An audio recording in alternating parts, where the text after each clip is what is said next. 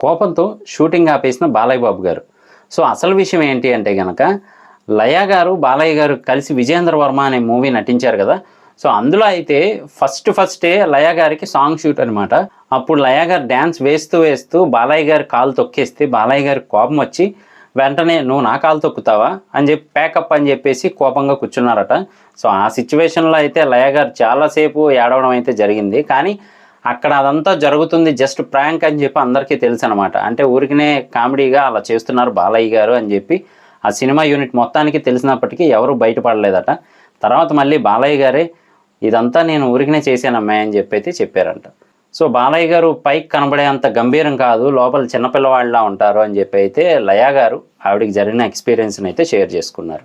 So ఇలాంటి interesting news కోసం, reviews కోసం మన ఛానల్ ఫ్రీగా సబ్స్క్రైబ్ చేసుకోండి. అలాగే ఇన్స్టాగ్రామ్లో ఫ్రీగా ఫాలో అవ్వండి.